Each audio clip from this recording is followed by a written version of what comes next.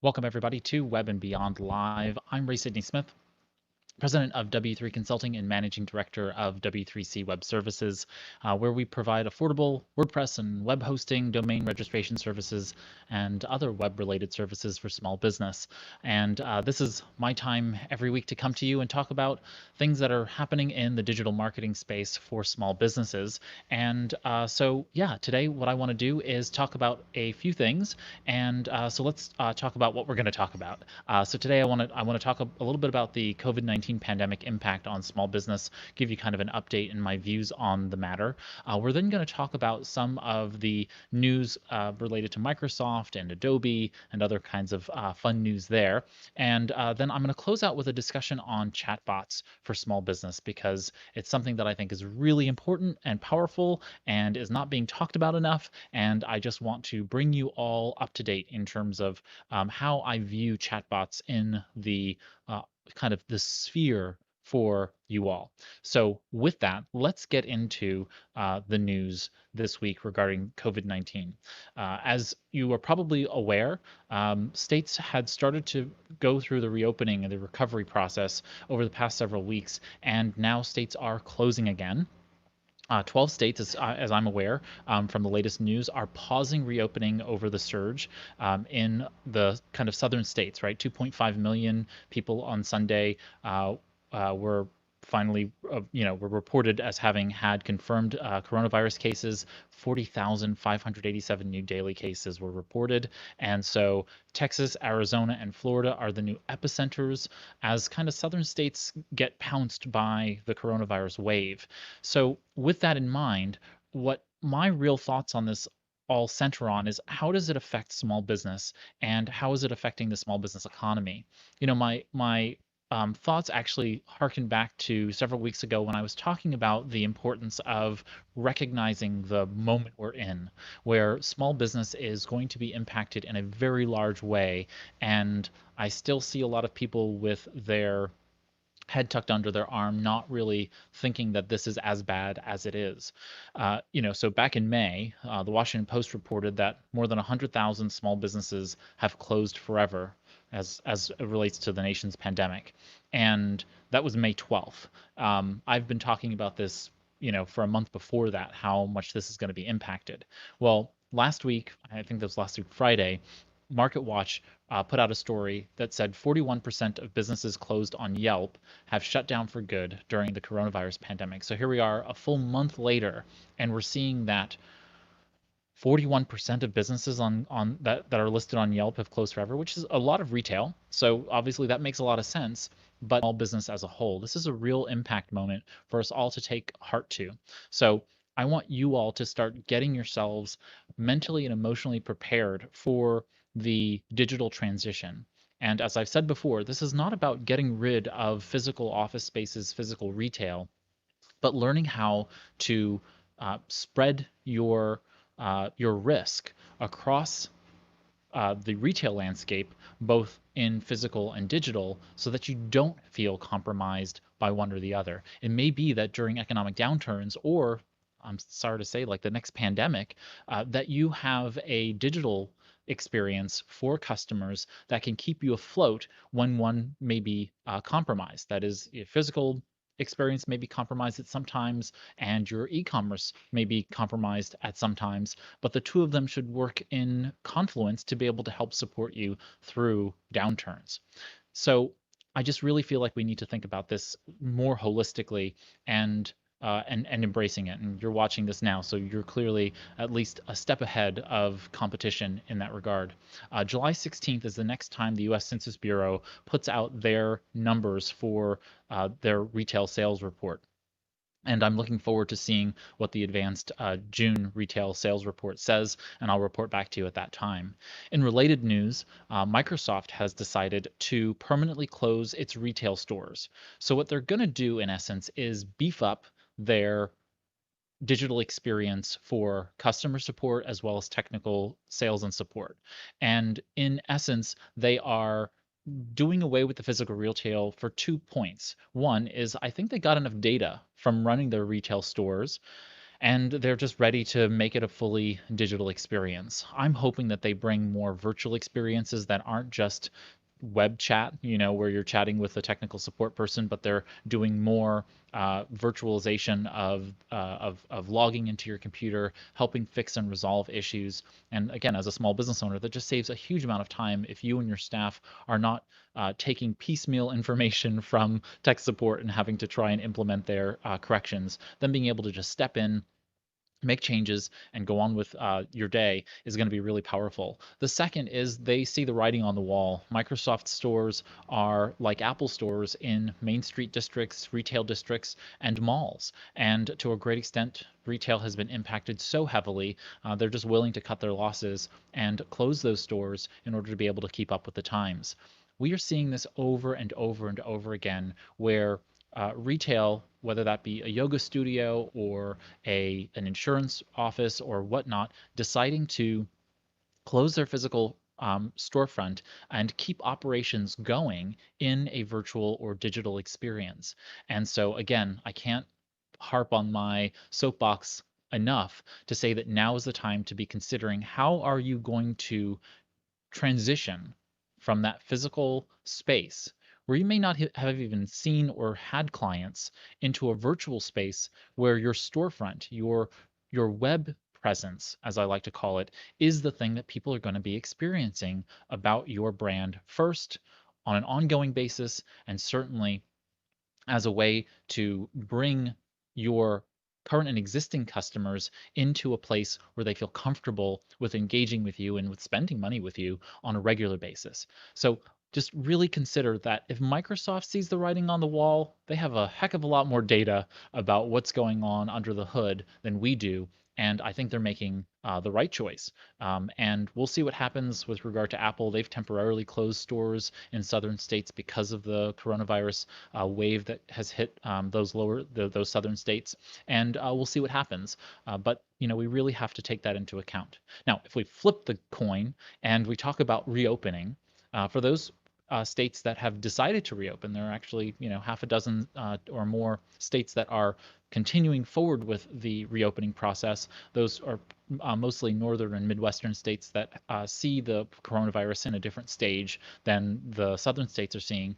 They're reopening, and in that vein, they are we as small business owners have to consider how we do that. Almost half of surveyed employees today are fearful of returning back to offices. They are fearful of the impact and the ability to do that safely, and really, quite honestly, the ability of both government, public health officials, and business owners to respond appropriately to those measures. That seems to be the sentiment among employees.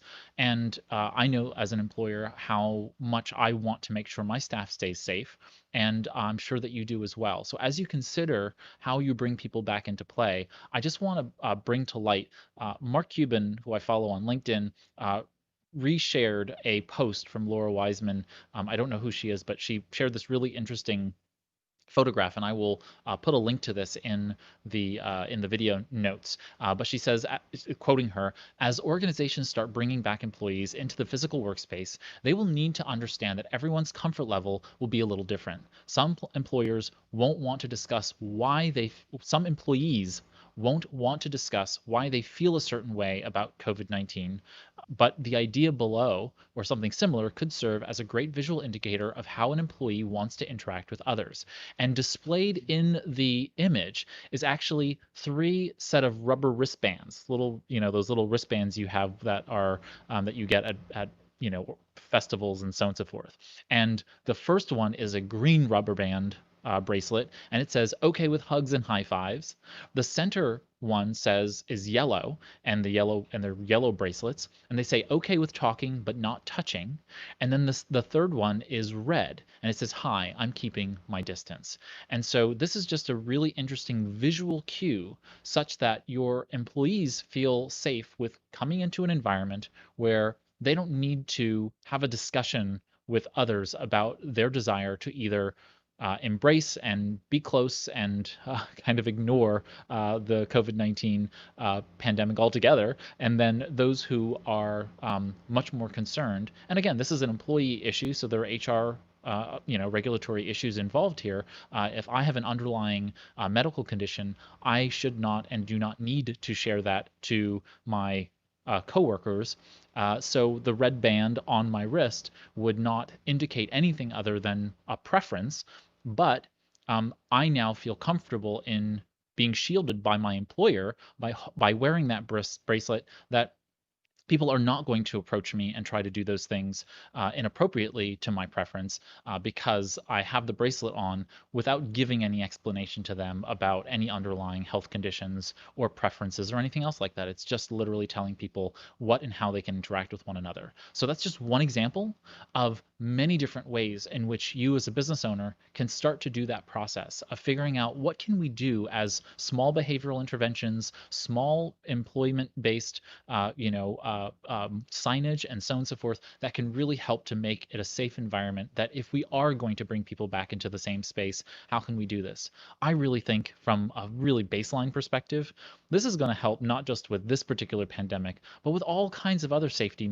issues that employers, especially small business employers, feeling generally put upon by regulatory issues, can start to address in ways. So I'm hoping to see more and more businesses come up, new ideas that will be highlighted and will bring us closer together by being able to create these kinds of tools and technologies that can help us just easily. A rubber band, simple piece of technology, but it can speak volumes and keep people safe in workplaces. So I'm going to close out with just saying now is the time to be thinking about this. Now is the time to be adopting and adapting to the digital and virtual experience for customers. And if you have any questions, by all means, reach out so we can figure out how to get you into that space and in a place where you feel confident to be able to move into that. And when we talk about chatbots, you'll see what I mean in the sense that it's not that difficult to do. It's all about strategy and then good implementation. Okay. Some really quick other news, and then I want to get into chatbots, which is to say that in early 2021, so you have a little bit of time, but like with most things, people tend to like to delay these things. If you are using anything Flash-based, Adobe Flash is ending Flash. They deprecated it back in I think 2017 or so, and now they are sunsetting it completely, starting in early 2021. Now is the time. Now is the time to start that process. If you have a Flash-based website, if you use any software on your computers that requires Flash to be installed, now is the time to start that transition process and figure out how to get it replaced. If you have a vendor who is providing you software and there are Flash elements, crazily enough, Gmail, in its old Hangouts iteration, was still using Flash to generate those video chats. That's now been overcome by Google Duo and Google Hangouts Meet and so on and so forth. But even big companies have been depending upon Flash up until very recent times. Now, the reason behind the deprecation of the software and the replacement is HTML5, which is a new open web standard that allows for very safe and secure, as well as highly efficient usage of this kind of interactivity, just like you watching me here on video through the streaming service that is either YouTube Live or Facebook Live or otherwise. This is provided to you through likely HTML5. Once upon a time, this probably would have been Flash, but Flash is really insecure. It's wholly in the bad way. It is just full of security holes, and so that makes your business less resilient, right? Because cybersecurity holes, cybersecurity insecurity requires you to have other mitigations in place to protect your business. So you really need to make sure that you get rid of Flash as soon as possible. Do not wait till early 2021, because the hackers will be out there and they'll be looking for your types of systems that still have the markers that you're using Flash, whether that be on your website, on any particular email service or other kinds of software that are interconnected and connected to the web. So just make sure you're getting rid of any Flash stuff that are out there. Okay, news out of the way. I wanted to talk today about chatbots, and really chatbots for you as a small business owner. There are so many different types of bots that are out there. As of I think last year, Facebook launched their own chatbot platform. In essence, we have Facebook Messenger, the ability to message back and forth among friends, and then, of course, if you have a Facebook page, a business to consumers. Well, Facebook launched their own platform for people to be able to launch their own chatbots on the platform. And since then, over 11,000 bots have been created. And that gives you the ability to have a artificial intelligence, as we've been talking about kind of these past few weeks, a type of artificial intelligence start to communicate with those folks who are on Facebook. And of course, we know there are 1 billion, 2 billion people who are connecting on the Facebook platform. About half of those people, so about a billion of them, are Facebook Messenger users and using just the Facebook Messenger app every month, and they could be interested in interacting with your business when, say, you're asleep or when your office is closed or your retail store is closed. And chatbots give you that capability. It gives you the capability of interacting and engaging with your audience without you having to physically be there for everything. Now, as a small business owner, I don't have to tell you that you need to make sure that you're paying attention to efficiency as well as effectiveness in the business. If you're running an inefficient and ineffective business, then you're wasting money, you're wasting other people's time, you're wasting your own time, and that all equates to money. And so we need to really think about how we use this technology for our benefits. And usually the first thing we think about is how can it actually benefit our business? How can we use it? So first and foremost, you can use it for handling marketing components. Right? You can communicate with new leads.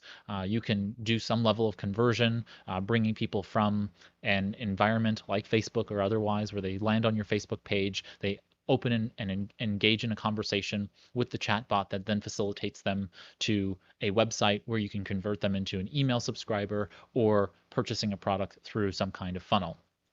Of course, there's customer experience issues. So just not from the sales and marketing perspective, but also from, hey, I have a question about your product. When are you open? What are your office hours? I can't find them somewhere, and I'd really love to know what your office hours are, especially as we are going through this recovery and reopening process. I just want to know what your up-to-date hours are. Are you open right now? Can I come to you and get service?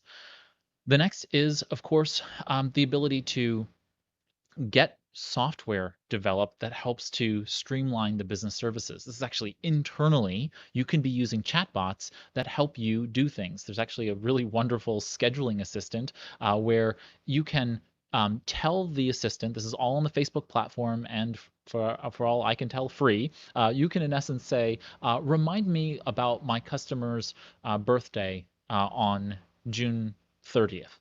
And then tomorrow, the chatbot will come back to you and say, "Hey Ray, how's it going? Uh, you told me to remind you that it's Joe's birthday today," and it just remembers, and it will remember forever for you if you'd like it to. Every year, remind me on June 30th that it's Joe's birthday, and just by having this conversation with the technology, it takes all the data in, it understands what it needs to do, and then it spits that data back out to you on cue. Now, of course, you can do this today actually using Google. Google's Assistant can do that technology. I believe Siri can do it as well, but don't quote me on that. That is a that I think it can do that. But you can do this stuff internally, right? You can create internal automated workflows with chatbots that interact through the APIs of various services and provide you with greater productivity through the internal chatbots that you might be using. And again, you can use this as a mechanism for handling and helping employees. For example, there are HR chatbots that you can implement, and they can answer questions like, where's my W-2? I need my W-2 for tax purposes.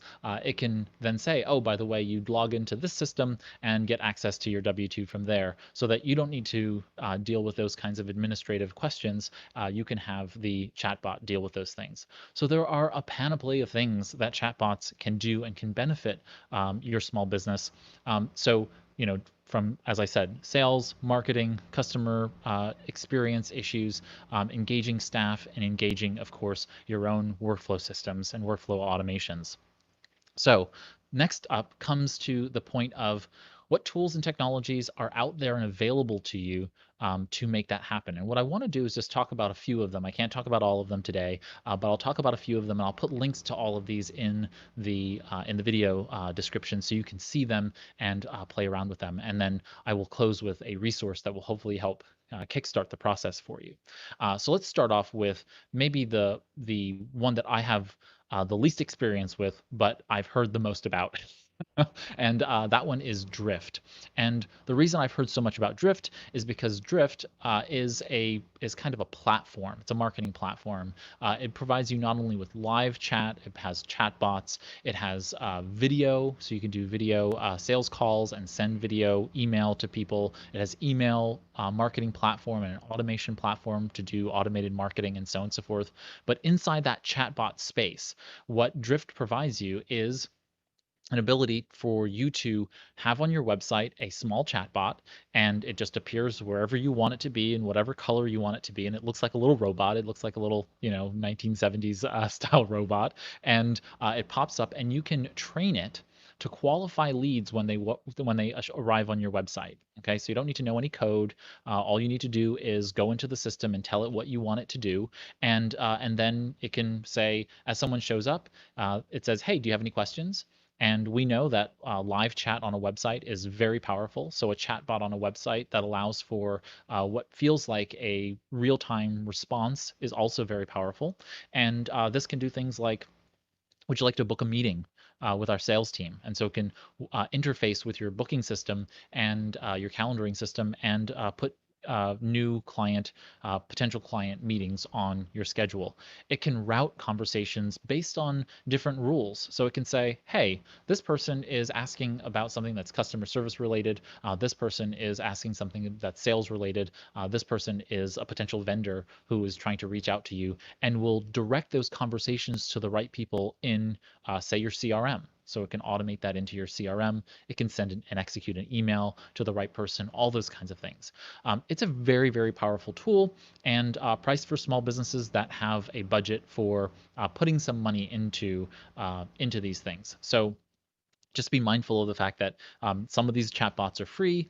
They do have a free platform where you can connect your website and get it all set up. Obviously, that's going to show, the chatbot company that's providing the service, right? Those are always going to be very, they're going to have their logos on it and all that other fun stuff. And then it goes up pretty, steep. I think it's 400 US for Drift at the next tier beyond free. But you can get used to what it feels like on the free level and potentially use that forever if that's all you really want it to do and you don't mind the branding. Now, the one that we use at W3 Consulting is actually a company within, is a service within the Freshworks suite. And so FreshChat is their version of live chat for customers. And they've recently added into that a chatbot functionality. I think they call it Fred. I can't remember what its actual name is, but in essence, you can take the bots and other artificial intelligence by, as you set up your frequently asked questions, your FAQ database, and all kinds of other information, in our backend, we uploaded all of that data, and then the system goes to play. It starts to see the data that we're putting in, and then it says, oh, you know what? This is probably the likely resource that the customer needs in order to be able to answer those questions. Very, very powerful and useful for being able to get these things done. Next up is another popular one among small businesses. It's called Chatfuel, and Chatfuel is Facebook Messenger related. So instead of having to build your own Facebook Messenger chatbot on top of their platform, you in essence just use Chatfuel. It helps you set it up. It's free to get started, and you can have up to 50 users on the free plan, and it's full featured. So it just gives you all of the pieces you need to make Messenger happen. And so from that point, you get yourself set up. When a customer comes to your Facebook page, or you direct people to the Facebook Messenger platform directly through your like me/your business name link that Facebook gives you for your messenger system. So you can run ads against them. You can run marketing campaigns to bring people to the chatbot, and then it facilitates the conversation from there. It says, oh, what do you need? How do you need it? Where do you need to go in order to get there? And this is happening 24/7. It can be done while you're sleeping, which is really powerful. And it can also say, hey, by the way, just like Facebook Messenger has some of these components where it can say, hey, by the way, this business typically responds in an hour. Maybe they respond within 24 hours. So we'll get back to you, or we're not available right now. Would you like to leave a message for that person? So very, very sophisticated, and just requires no kind of mental setup in terms of technical skills. You just need to know what you want to do with it. Set up the strategy, set up the funnel, and then make it happen. On the complete opposite end, now is for those of you who are maybe a little bit geekier, maybe people like me, there is a platform called Rocket Chat, rocket.chat. And like I said, I'll put links to all of these in the notes below. But in essence, Rocket Chat is, think of it as, I don't even know how to explain Rocket Chat other than to say that it's all of those things mesh together that are communications focused. So if you think about Slack, if you think about real-time chat messaging apps like WhatsApp, Telegram, Facebook Messenger, live chat on a website, chatbot, you really name it, and Rocket Chat is all of those things. Caveat: you need to be a little bit more technically savvy to make something like this happen, or you need to hire a developer to make this happen. It is not as easy as just implementing, but it has the ability to do secure conversations. It has the ability to do all kinds of fun automation. You're hosting this either by Rocket Chat, they have their own hosting service, or you can host this on your own servers. You have to have some kind of strong VPS. If you need something like that, let us know and we can help you figure that out. But then it has blockchain capabilities for being able to integrate with blockchain, like super, super slick stuff. Now, the platform itself is open source and free to use. So you can set up audio and video conferencing on it, screen sharing. If you know what LDAP is, you can connect to LDAP. It has end-to-end encryption. Just really, really sophisticated platform, all for free, or you can use their hosted platform and it starts out pretty cheap for users. So that's on the very technical and really high scale stuff. But with that, there's one final chatbot platform which has been fairly popular in the world, and that is ManyChat. And so ManyChat is akin to probably Drift or FreshChat or even ChatFuel, in the sense that it allows you to connect to any of the other platforms, whether that be WhatsApp or Facebook Messenger, both Facebook-owned companies, and other integrated partners. But it also actually lets you integrate with e-commerce, with Shopify. It can integrate with SMS in other ways. It's very, very cool. And so it's priced really well. You have a free plan, which is great. But then if you want to add buy buttons, do more email marketing, then it goes up to $10 per month for the pro account. So really quite, um, you know, inexpensive, $0 or $10 a month for the pro, and they give you access to all these things. So I really like ManyChat. I think that if I weren't on the Freshworks platform, ManyChat's where I would probably go to really try my first hand at this if I were you. And but they actually have a free video course that they have set up, and this is my call to arms for you. My call to action for you is to take their free video course on chat marketing. And so what they do is they help you understand chat marketing, how to use the messenger chatbots, SMS, and email, in essence, to do those kinds of marketing tools like capturing leads, doing lead nurture, doing conversions to your website, and so on and so forth, and just walk you through the process. And so it's a free video chat course. Obviously, they're going to take your email and put you on their email marketing list, but you can always remove yourself after that's over.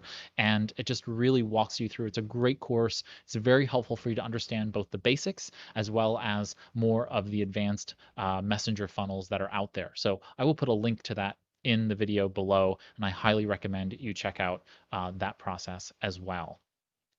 As usual, if you have any questions, feel free to reach out and let me know. I hope you enjoyed this kind of discussion about chatbots and where and how they can help your small business. And with that, that brings us to the end of our time together this week. If you enjoyed this stream, please feel free to hit the thumbs up icon. That helps us make new small business friends. And so thank you for doing that. If you have a question, leave a comment below. You can also tweet or message me at W3 Consulting on Twitter and LinkedIn and Instagram and so on and so forth. Feel free to join us Mondays, typically at 11 a.m. Eastern. So right about now, I usually go live for about 30 minutes or so, and we'll let you know if it's time otherwise that I can't make it at this time, and we kind of shuffle it around in the schedule. So I just want to thank you all for spending this time on Web and Beyond Live with me. I'm Ray Sidney Smith, and on behalf of W3 Consulting and our subsidiary W3C Web Services, have a great week ahead, marketing and managing on the Web and Beyond. Take care, everybody.